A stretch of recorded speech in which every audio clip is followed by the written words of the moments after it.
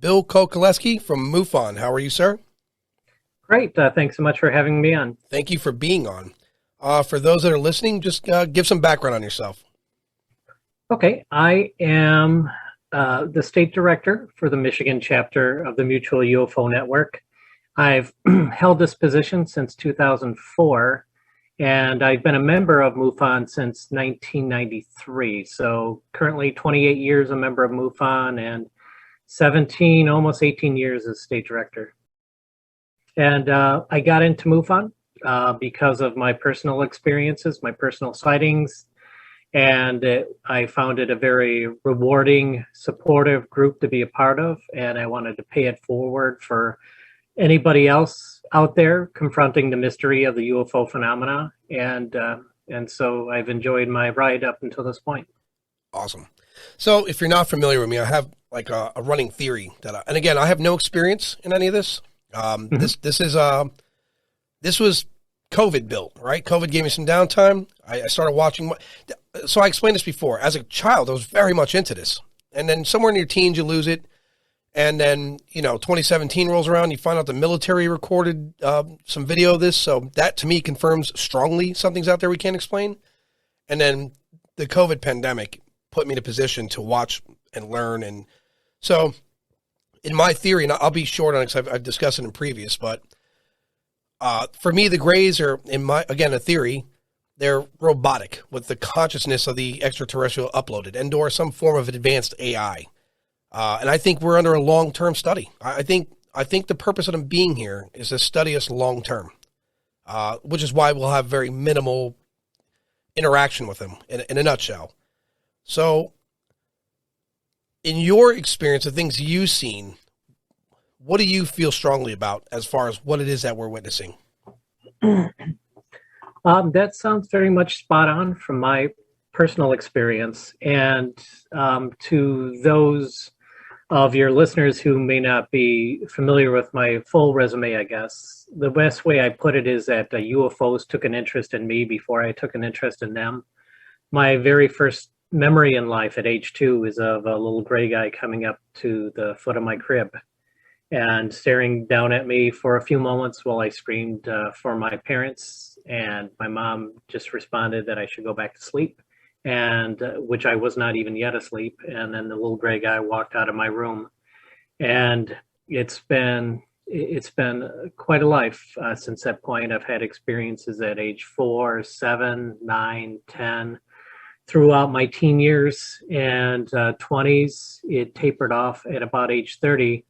But through that line of experience that I've had, I very much concur with what you say about the Greys being automatons. I think that they exist in a natural form of that consciousness is their natural state of being.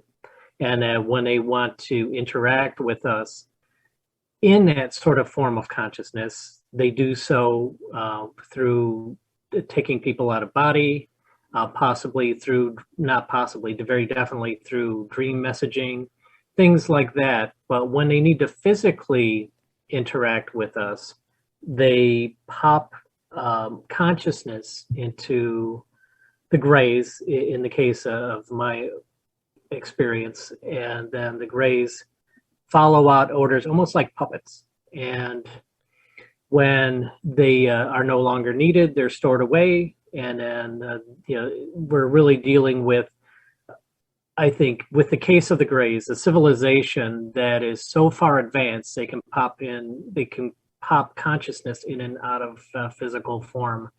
And it makes it really difficult to deal with them because we're so tied into our bodies, our physicality, that we have ego issues, I'm certain, to them. And they can't understand why it's a bad thing to take us physically. And then when we encounter them in a form of consciousness, then there isn't that sort of issue of them being sort of in this predatory role and us being the prey. I know I've unpacked a lot there. Well, no, it's actually... I'm just rolling. It's actually reassuring. Again, I have no background in this, And everything you hear from me as far as theory on the website or when I'm going to speak on the podcast, it's from wild imagination and time on my hands, right? And curiosity. My thing is I want to satisfy my curiosity. That's, again, at the end of this road and during podcasting, at some point, I'm going to travel doing a documentary. And I want to make as many connections as possible all across the United States. So I want to go to the spot. You know what I mean? Not the roundabout. If I have to put time and energy to travel, I want to go to where the spot is. But what you said makes me feel better about my theory, because my theory was based on, I listened to a podcast on Lex Friedman, and I heard a scientist state it would take 10,000 generations for, biological life to cross, I think, just the Milky Way. And so that fueled my imagination to say, wow, now I think about something Bob Lazar said about the inside of the ship being very featureless, no buttons, knobs, no nothing that we would need as a biological entity. So that's where I drew that conclusion. I started, sitting around thinking about what could possibly do what they're doing and why would they do it. And again, I have to believe we're part of a long-term study. When they found us, it could have been in our Stone Age and they were interested. And recently I said something like, if you and I were walking through Grand Central Park, and we found ants using combustible engine vehicles and they were flying things and throwing bombs at each other, we would lock that park down and study that ant colony indefinitely for as long as possible. And if these beings are uploading and downloading consciousness, that basically makes them, immortal. So they could watch however long. There is no timeline for them. Now, interesting you bring up ants, if I could just jump in. Ants are one of my favorite all-time creatures. I have very limited tattoos, but it includes a tattoo of an ant. So I'm very fascinated with them. I consider myself an amateur myrmecologist. But one of the things that fascinates me about ants is something that may seem at first to run contrary to my theory of how the beings operate, because the grays that we see are very similar to our ants that we see running around on the sidewalk. They're very, they're very practical. They're very much in the moment. They're very much for their community.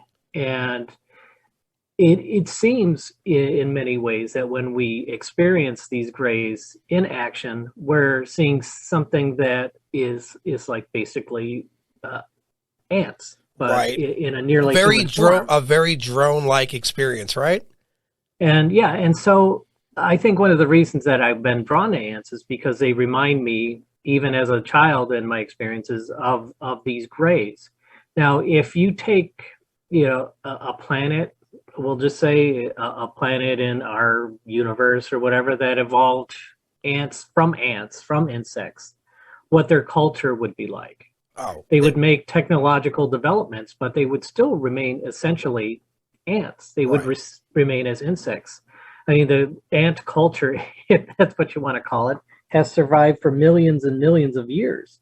And there's a heck of a lot more of them on Earth than there are of us. Well, here's where they hit home runs. The home run of the ants are this.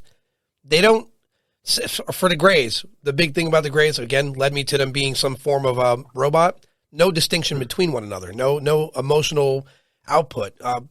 But more importantly, and I like what you said, because ant societies behave as a single entity, right? It's a species, something we don't do. And that's a big problem with humanity. We have so many lines in the sand, so many reasons to be on the opposite side of one another. We fly so many flags that there's no way, unless we all get an Elon type mind, or other like-minded people, where we're going to behave as a species and start caring for one another as a species. Yeah, I think you're right. I try to imagine if ants were to have their own planet and evolve, it would be the most efficient planet you can imagine. Yeah, that's a really good point you made.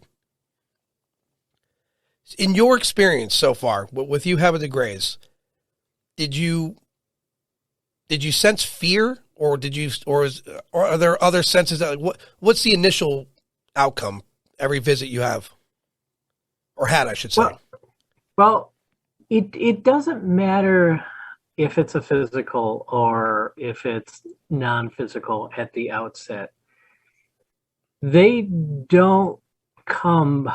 They don't use. They don't send you an invitation. You know, they don't plan things on the calendar with the experiencer. They show up on their own time, in their own way, and it seems to always be inconvenient for the experiencer. Either the person is in the middle of doing something important, or they're asleep, which is how people operate, right? Right. So in either case, you don't want to be interrupted and say, here's something just impossible to believe, but it's right there in front of your face. You know, it messes you up regardless of the onset. If it was a thing where you just got some sort of subtle reminder, like, hey, you know, next Tuesday at 2 o'clock, we're going to come over. So, you know, wait for us. You know, that would be a different thing. But anybody who just constantly surprises you by showing up in your life is not going to be the most welcome individual.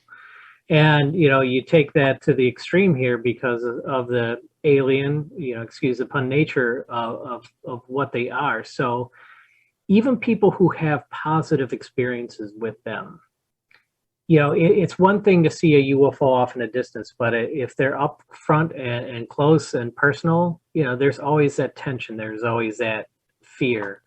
And sometimes that can subside during the course of an event, but it's always there. Yeah, and I don't know how to overcome that. It would take a very how to put the personality of the person who would be able to. Yeah, I think people differ. Be cool with that. I can't imagine. Yeah, like there's an example. Some people that work in the medical field become desensitized to what it is they're witnessing. You know, same for military, they do enough where they desensitize. And maybe that's not the proper word, but for people who, I guess if you have multiple experiences, at some point it becomes a sense of norm, right? You balance out a little bit. You know, again, and I think that's on the flip side. You make a good point about after an event occurs. I was on a show a few months ago where the host was astonished that I was able to talk about the subject without being emotional about it, overly emotional, like talking like it was bringing back such fear to me that my voice was trembling or anything like that. And I'm like, you know, I've been talking about my experiences now for over 20 years, and it's a wonderful thing to be able to talk about it, to be open about it, to express it. And you talk about it enough, it eases a lot of the tension. Like you take Travis Walton, you know, back from his experience 45 years ago.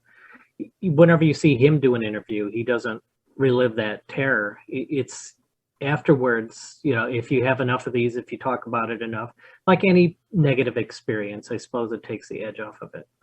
Right. That makes sense. You know, that movie he was in, Fire the Sky, that scared the shit out of me when I was a kid. That really frightened me. But you know, his concept in that movie is that they were wearing suits, and I kind of adopted that until, again, when I started reading more about space and what it could, you know, to travel the vastness of space isn't as simple as just having the ability to travel at a speed. There's a lot of danger. There's things the size of a grain of sand that are dangerous to any material. And that's what led me to the idea again. And then based on some of the things Lazar had said, that gave me the idea that they're really advanced machinery, as I said earlier. And so the way they communicate, we didn't know how to express what that was when we first learned that, right? I have to believe it's their form of Bluetooth, right?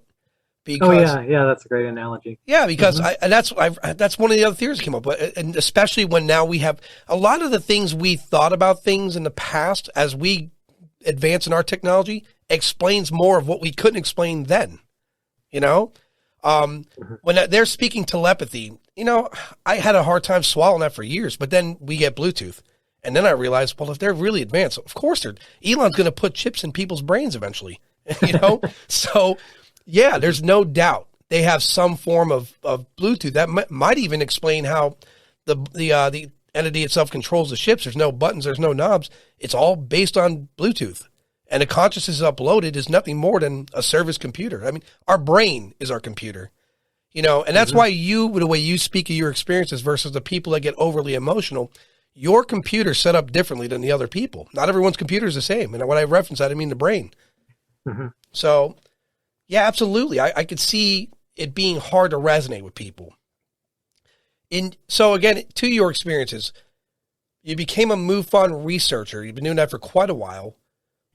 What are some of the more compelling things you've witnessed and well, I can't say documented. Without our military, we'd have very little great documentation. But what evidence have you stumbled on that gave you another? It's just an unbelievably sense of that's it. This is real. I would say for me, the category of just an over-the-top sighting from a very credible or multiple witnesses, I often find compelling. Now, it's certainly compelling when somebody says, oh, I saw a white ball of light in the sky do a 90-degree angle. Okay. But when you have somebody with the courage to look you straight in the eye and tell you some of the most phenomenally bizarre things that you've ever heard, and then you find out that there were other witnesses to it, that is the thing to me that gets me excited, that keeps me in the field. One case that I'll bring up in particular that really wowed me. I had a witness, leave a voicemail. This all happened about 10 years ago, the call. And they left a very detailed voicemail about something they had seen south of Ann Arbor, Michigan. And it was a very compelling sighting. And I switched phones. And then I realized, oh my gosh, I never saved that message. It was gone, I thought. And I was kicking myself because it was a very interesting event, and I'll get into the details. But yeah, the witness sounded highly credible, was very detailed, and turned out like 6 months later, I realized I had actually recorded that voicemail. I thought I had deleted it, but it was there. So I listened to the voicemail again. And then I called the guy, and now it seems like out of the blue to him, because he and I never spoke. He left a long voicemail for me 6 months earlier. So he's probably thinking at that point, I'm never going to call him back. And so I got the message, I call him back, and I'm like, hey, hopefully I didn't catch you off guard. Blah, blah, blah. This is why I'm so late. And I was like, can you just go over what happened again? And he, like, word for word, repeated exactly the same thing. It was a really great test of his memory and his authenticity, that he was able to tell it exactly the same way twice. And what he had seen was him and his wife were driving to work, and up ahead on the expressway they saw a glint of light. Something was reflecting the sunlight, the early morning sunlight. And as it got closer, it grew in size. As it was the same size. As they got closer, though, they started to realize how very large it was. And then when they got within range where they could get a good, clear look at it, they saw that it was a pyramid floating over the expressway, both lanes. It was so large that it hovered over the curbs, the far curbs of both lanes. And it was massive. It was silver. And he said it was covered in a strange script.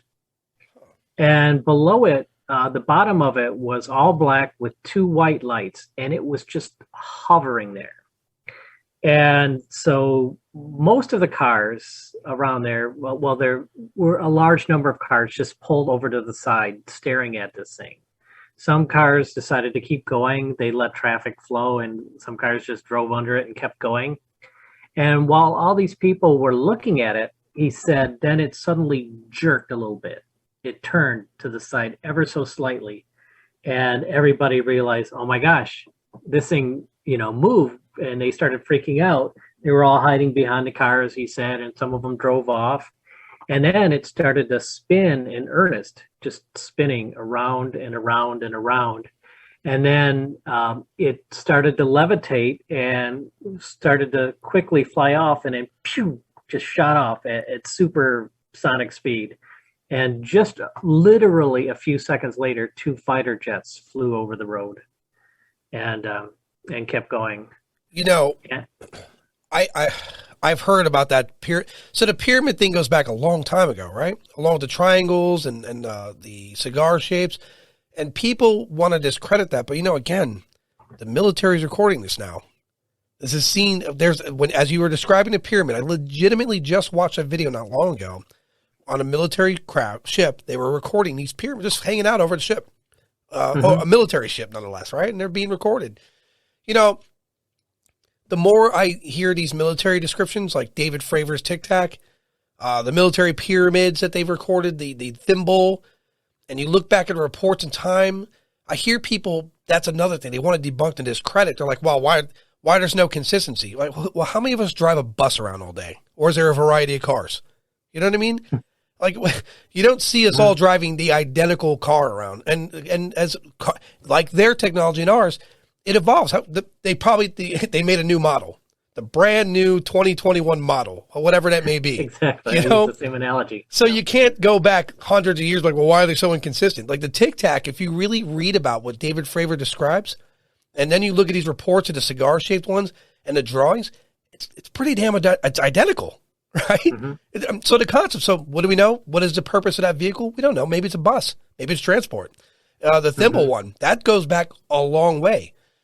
It's ironic that you watch Bob Lazar in '89 describe this thing, and then in 2017, what's on video is what he described and exactly how it would behave. You know what I mean? Mm-hmm. So those are things for me that, again, Bill, I've never seen anything. I saw one blue orb in the clouds in the middle of a thunderstorm, but I live so close to Tampa Airport that blue orb faded into the clouds. And for me, who knows? Could have been a drone, could have been anything. I have this thing with me where I default to logic a lot in everything I do. It's because I have to make sense of everything I hear, see, and otherwise. But for the story you're describing with the pyramid, that there's some. I've read a lot of studies on that. A lot of them are from the 70s, right? So again, here it is now. The military is recording this on very sophisticated equipment. It's undeniable. Mm-hmm. You can't deny that anymore. There's no one in the planet say, well, that's nonsense. Well, there it is, you know. And as far as them giving disclosure, and I said this before, they gave us exactly what was recorded and nothing more. They stayed within the narrative. It was a very safe disclosure. Mm-hmm. So yeah, I've got a lot of issues with the congressional report and the whole UAP thing for sure. Yeah, I mean, that was a very safe report, in my opinion. And one of the things where they clearly took the safe road is if you notice that it was all Navy footage. It's like, oh, here's this thing over the Atlantic. Yeah. Oh, here's this thing over the Pacific. Not here's this thing over Salt Lake City. Right. You know, there aren't any continental U.S. sightings in any of the videos they released. Which means to me the fact that they have these videos over the ocean means they have probably many videos beyond many over land. Yeah, I'll tell you why I think that. The reason we don't have a lot of over land video is largely in part because we don't have a lot of military structures, which we have a lot of. You know, a lot of jets that fly over and helicopters, but we don't have battleships out there, right? But that doesn't mean some of the bases in our country don't have videos. Just they have the security for a base that's landlocked versus one in the water, two different things, you know? And it goes back to like the Area 51. You know, we're creating some of our best weapons of defense there. I don't think we should openly have anyone in there to see what's in there. But if the government were to, I think partly why the government doesn't come clean on everything, because I don't think they know everything. And I don't think they want to be embarrassed by the fact that they don't know everything. Not to mention, here's another question for you. What's the reception like worldwide religion? If let's per se aliens, let's forget advanced aliens coming here. We discover an exoplanet. It has life there, but it's in its Bronze Age. You know, what do we do there? Like, Do we go baptize them, or I don't know, like. Hmm. So what's it like? I mean, is there a lot of our pushback? Is that from it? What do you mean? I'm sorry. The religious, like religion. Let's not sugarcoat it. Religion has a lot of power, a lot. Hmm. And if you need proof of that, go to Clearwater, Florida, and Scientology owns that place. That's power, billions of dollars of just buildings made out of marble and whatever else. So that's just them. Imagine religion as a whole. It's a huge investment, both financially and emotionally.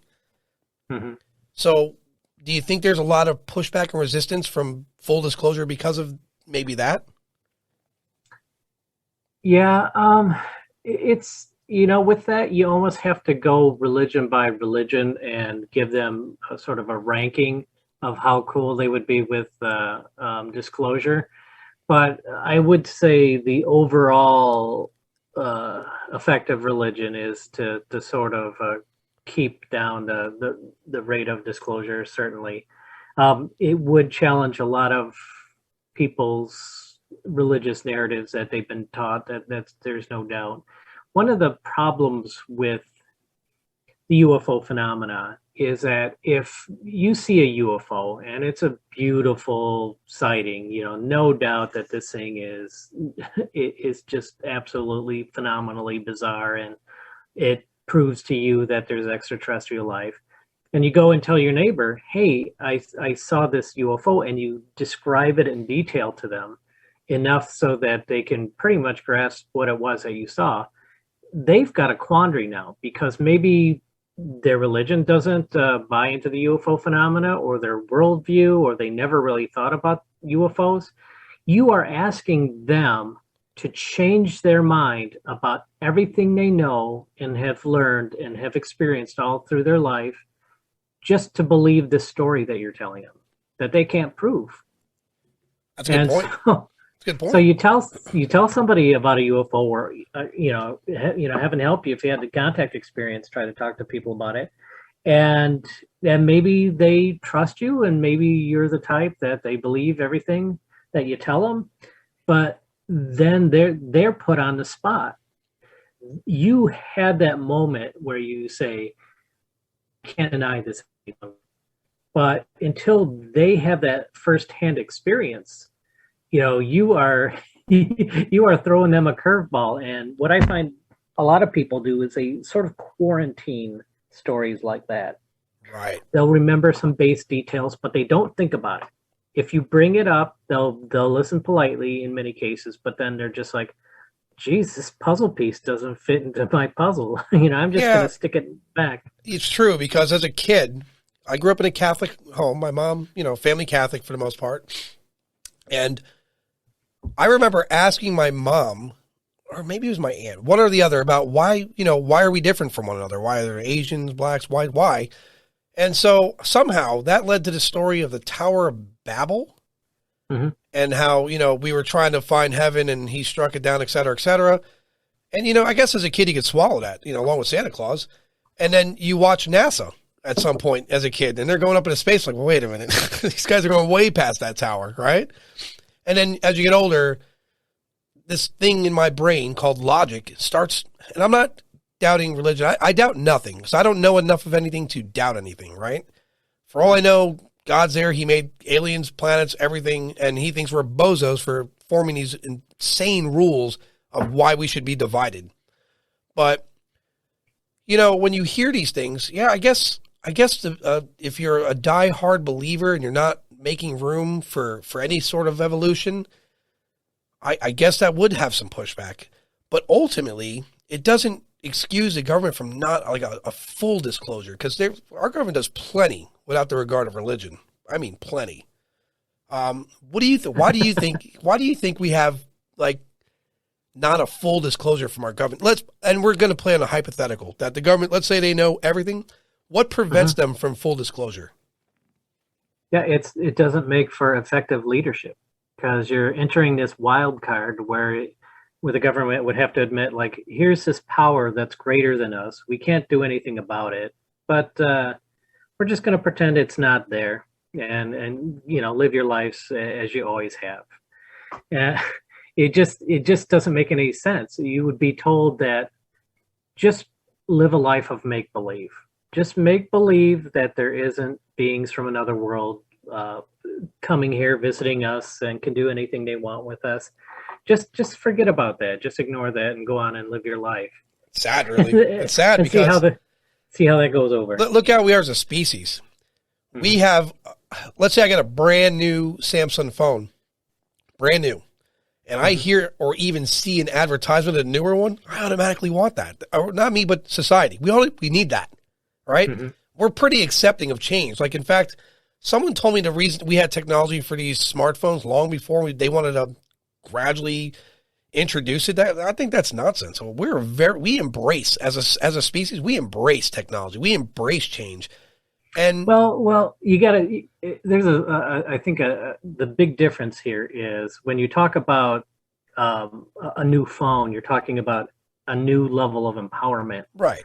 But to accept that there's a higher life form out there visiting us, then you're buying into that we're being knocked down a peg or two on the scale. Yeah. Yeah. I get that. Mm-hmm. I think the government's smart, the June disclosure. Yeah. Hey, it's real. See these videos? It happened. And I think eventually down the road, like, all right, hey, we found plant life on some planet, plant life. That's a game changer, right? So. Oh, it's all scripted. I'm not the type that normally wax conspiratorial, but the government and military are being so ham-handed in their approach here. It doesn't even count as conspiracy the way that they're doing this. Their whole take the UAP, the term UAP, which is admittedly a better term for the phenomena than UFO. Unexplained aerial phenomena versus unidentified flying object. It covers more bases. It's more sensible. It's right. A better fit. But they use it as a marketing term. They're like, forget all those people talk about UFOs. Now we own the discussion. The spotlight is on us, the military, the government. And in order to participate in the discussion about this, you need to, first of all, call it a UAP. If you don't buy into that UAP term, if you're going to continue to call it a UFO, you're part of that fringe. And it's this weird way of owning the phenomena by rebranding it. And right. And I, the way that this report came out, it just so telegraphs that every several months to years or whatever down the road, step by step, they're going to drip feed out more and more evidence, more and more disclosure, which they already have in their storehouses in abundance. Right. But they're going to slightly put it out so that at one day, when they can't deny it any longer, people won't point to them and say, you've kept this a secret from us. You've lied to us. And, then the insurrection occurs. No, because they're going to say in response, no, we've been talking about this for years. Remember those Navy videos? We've been completely open with you about this. We're on your side.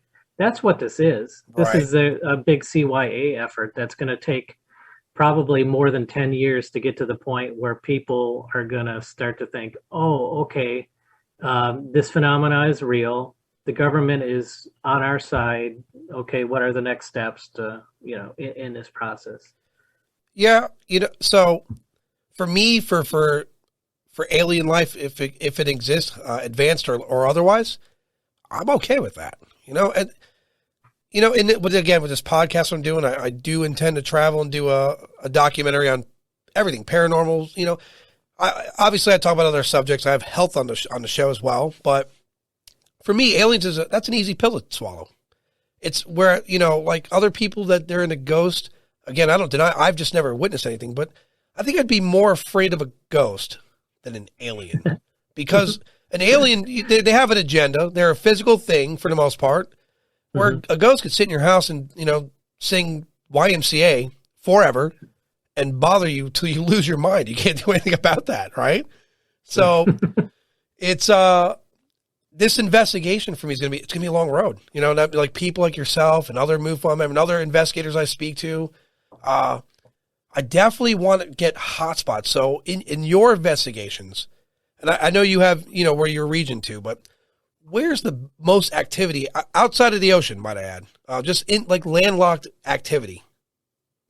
Well, when it comes to looking at the data from all the reports that we get in, and I'm just looking now at the several thousand that we've had in Michigan that we've been able to log, what you always pretty much find is wherever there are more people, we get more UFO reports.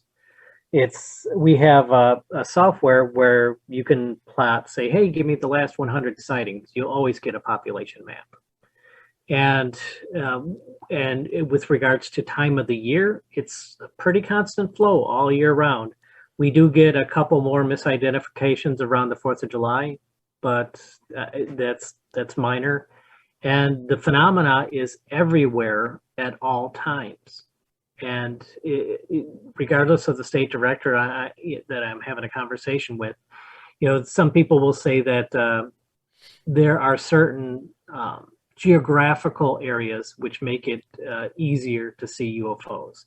Like if you're not in a city, you're going to see more sky, for example. Right. That's that sort of thing. So that does occur, but I don't think it posits more activity. I just think it means more visibility. Right. At least more awareness, because in a city setting, you know, there's so much going on that when your 360 is constantly on whatever's eye level. Mm-hmm. And yeah, I live in the suburbs of Detroit, and I'm lucky if I can see the planets at night, and so I think what happens in a lot of these areas is that where there's a lot of light pollution is that people don't look up, and so I think we would get a lot more sightings if people looked up a bit more in the cities. Now, I often say to, how many people would notice if the moon disappeared for a month? Yeah. Not many, but... No, I mean, especially in cities, they would have no idea. Yeah, and yet still these population centers are getting the most of the sightings, even with that sort of a... It's funny, issue. Too. I've had this conversation with someone, and then I've kind of read about it, but there's not a lot of sightings in Asia. Like the people, there was this guy on Facebook, and he was just openly, blatantly like, why do I never see anything? And I said to him, look, I don't see anything either. And I live in the hot spots. I live in Florida. All the weird shit happens here, so. But yeah, so I mean, it's hard to ask, but I guess someone told me this though. One of the guys on the podcast, his name's Joe Jordan, that in South Korea, they're so goal driven on being successful that it's like, they're pre-programmed to go work and educate. They don't look up, down, or left, nothing. Mm-hmm. It's here or like in westernized countries where they're a little more relaxed and they have hobbies and there's no 9 to 5 and then study all night and then, sleep so you can do it, rinse and repeat. But outside of that, I don't hear a lot from Asia. I do hear a lot from like Europe and a tremendous amount from Russia. Mm-hmm.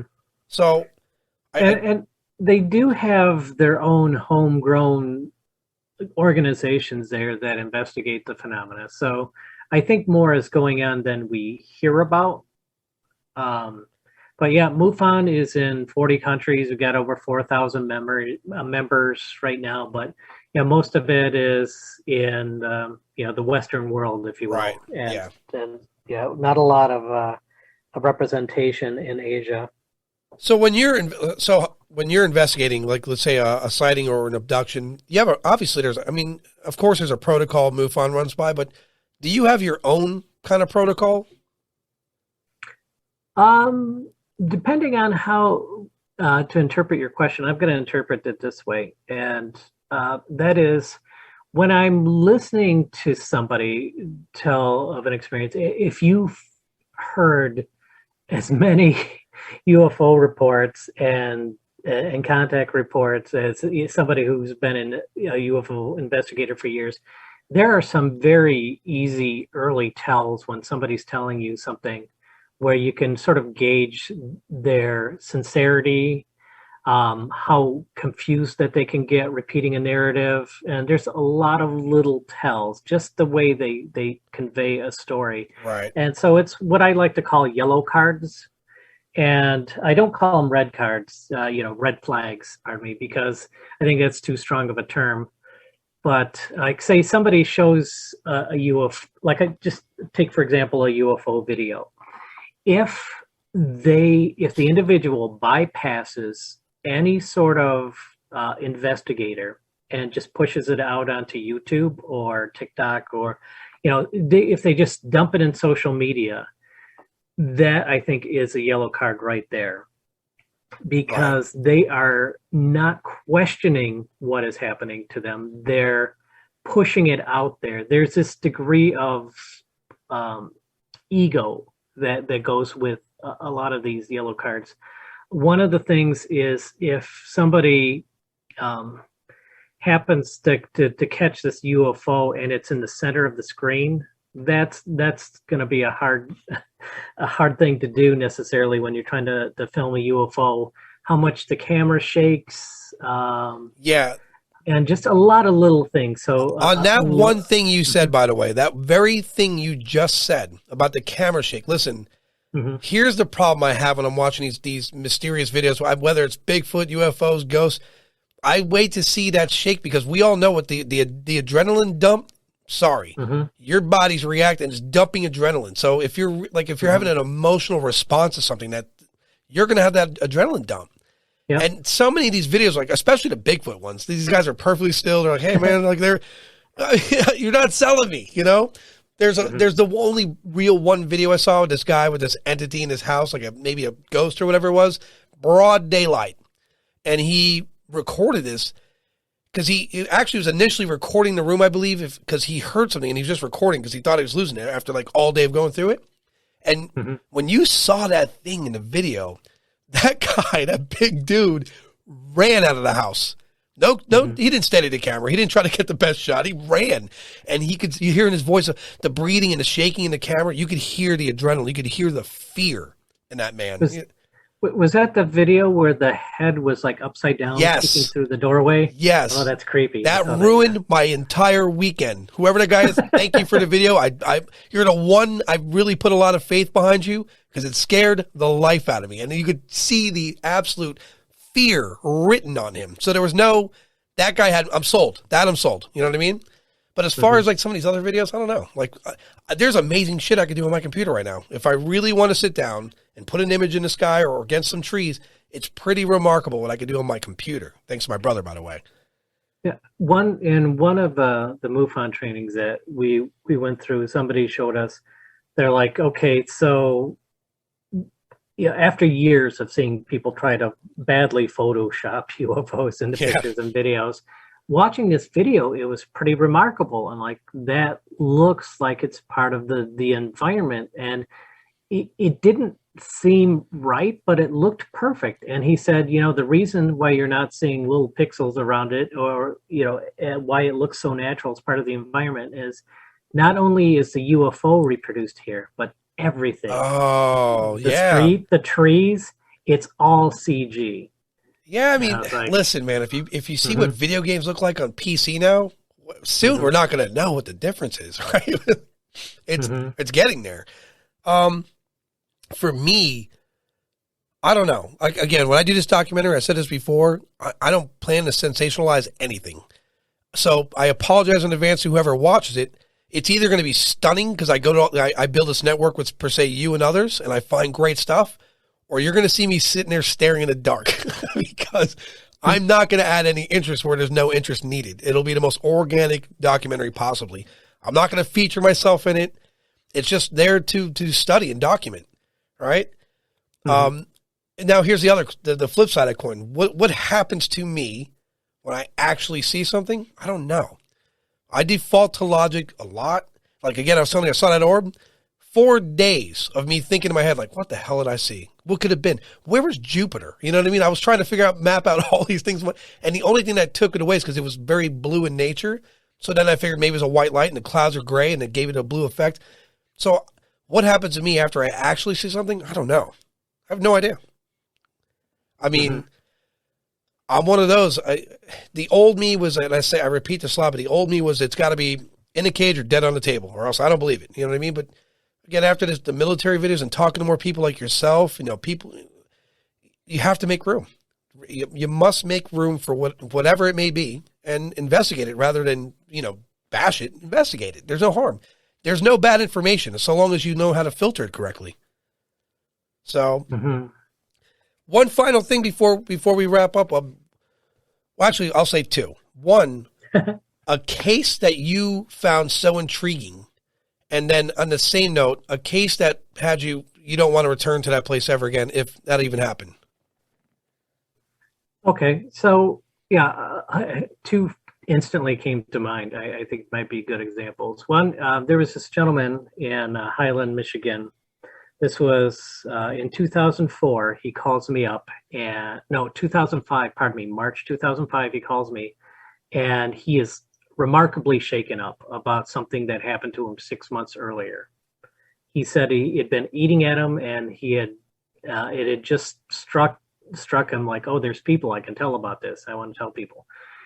So went to his place and interviewed him, and he had a sort of a two-part experience.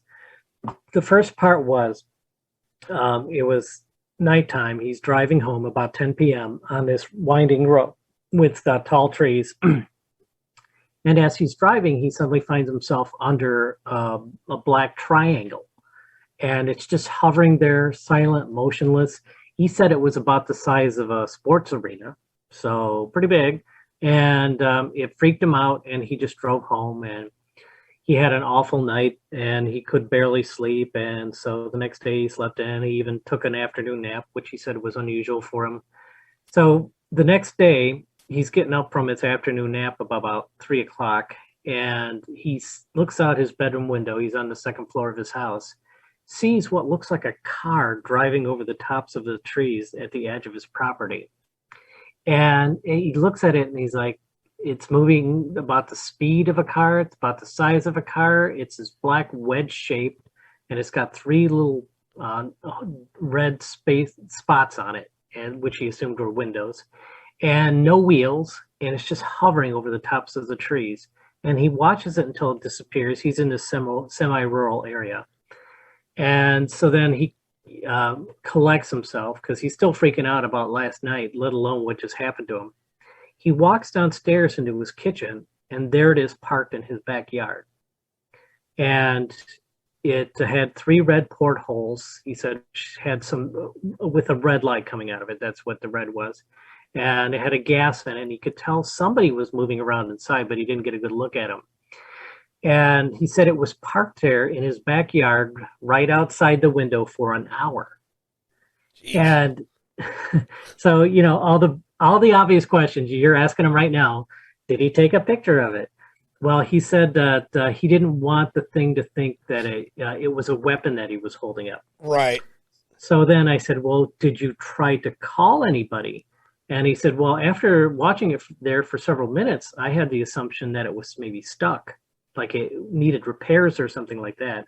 And if it understood that I was calling for help, it might have attacked me.